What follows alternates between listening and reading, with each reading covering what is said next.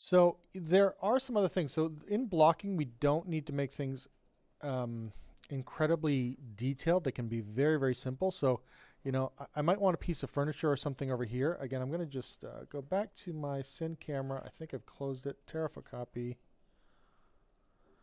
Okay. And then I'll sort of drag this where I'd like it. So I don't know. I'm not sure what it is yet, but I'm going to just kind of roughly arrange it. If you wanted a desk or whatever, you just proportion it and maybe just add a few cylinders to the bottom for legs. Okay. So I think I want something in here, and then I'll show you a couple of custom tools that I have. Let's go back to perspective. These are free scripts. There's one called FB Wire Jumbler. So the way to use this is that you create. Usually I use spheres. You don't have to, but so you create a few spheres, and I'll show you how that sort of works. So usually I create a high point, low point, high point, like so. And then if you grab these in order from left to right or from where you want these to be created, I'll go back to my custom panel, and under this there's a little icon called FB Wire Jumbler. I'll just do a quick preview so you can see it. It creates a bunch of little hangy wires. Okay, and I'll usually make this quite thick because we want this kind of real world scale, so you can have variation on the diameter, have them look a bit smoother, let's say. Hit apply, bam. Pretty cool. You can have more wires, less wires. Yeah, quantity is 12. So let me just pop back to my SynCam. So again, I might kind of want it sort of draping over on this side a bit to give it, again, some other kind of eerie, ominous appearance. Sorry, let's just rotate. I'll double click on rotation and just kind of have it rotate based on the selection. So it's going to rotate them as a group, and then I'll sort of pull them over. So sometimes what I'll do as well is like wires and cables and stuff like that. Oops, that is not on the ground. So is it on the ground? I can't tell. Oh no, it's not. Okay, so I'll put that in the room. Let me scale it up a bit. These cables, yeah, I don't want them that low, so I'm going to put them. So sometimes I'll scale the upper ones smaller bit as if they were kind of clustered together, right? So again, I'll select first, second, third in order. That's a free script. It is on Moodle, and you can Google it, FB Wire Jumbler. It should still be around there somewhere. It's a really great script. Hit apply. Again, I'll go to my camera view, right? So that's not too bad. That's kind of cool, right? Very sort of sci-fi, dystopian, whatever. So yeah, maybe I'll undo one more time. The other thing I like to do is what it does is it kind of creates, it sort of randomly selects vertices of each of the objects. So they could be cubes, they could be cylinders, it could be anything. It randomly picks vertices and then creates like curves, right? Maya curves, and then those curves get translated into a renderable thickness. So that's kind of controlled here. And then it creates a whole bunch of extra objects. So you can have it hide or delete those things afterwards. In this case, I usually just like to say hide both. So I think I'll scale these down a little more proportional so it's a little bit smaller, and take the diameter down a little bit. So again, this is sort of like real world scale, right? So this is like 5 centimeter diameter. And then I'll jump back to my camera view. Yeah, and I feel like maybe it might be more interesting having them a bit more across here. But again, I don't want to necessarily overpopulate or make the shot too noisy. So I'm fine with that. So like I said, just go very, very simple. If you want, you can go to a site called thebasemesh.com. If you are using anything like that, thebasemesh.com, as either just like a temp or a stand-in, that's fine. Oops. Yeah, thebasemesh.com.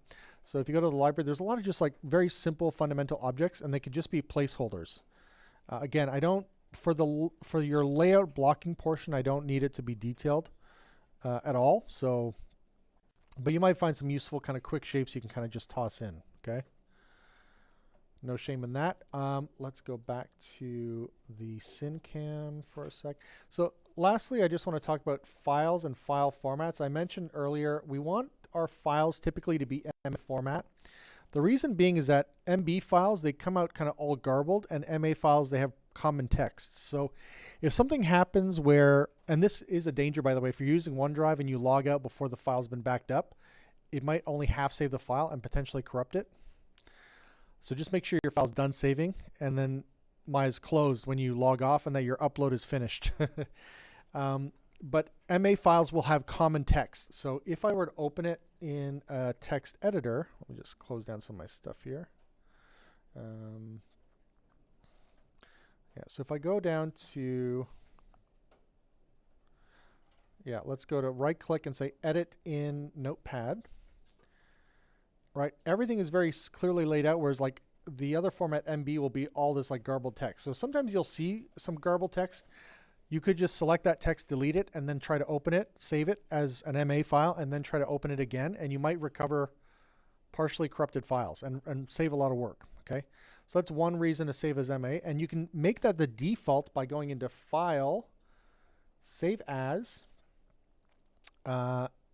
set it to MA, and then I go to Edit, Save. So now every time this opens, it will always default to saving as MA.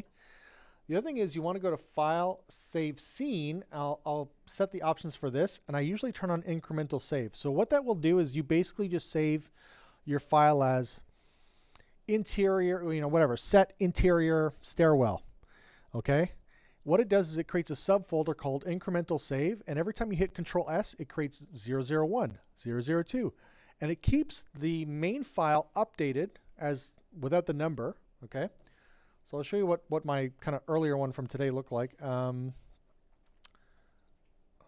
I save this? I'm trying to think about this.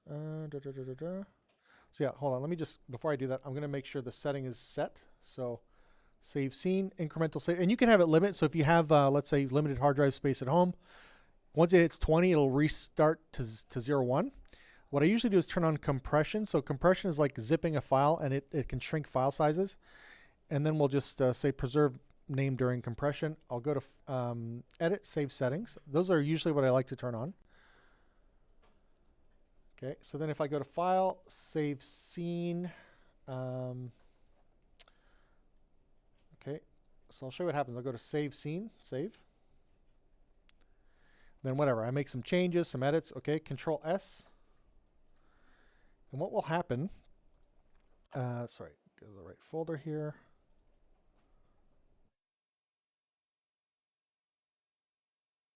Set interior. So this is where the kind of core, under scenes, this is where the core file is. And then every time you hit Control S, it will make this folder, and you get 001, 002, 003.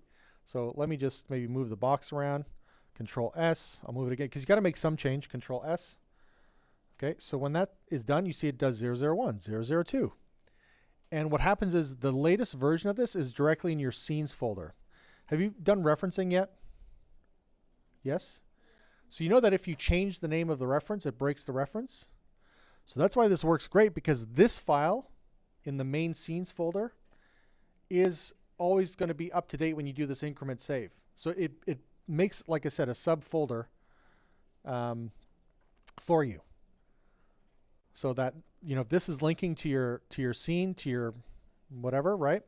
Linking to another file where you've got character rigs and animation, that will always be linked, and then you've always got the latest. And the other thing is, never take a file name like this and then do .00 backup .01 02. Like, just leave it as straight ahead numbers. Don't alter the naming.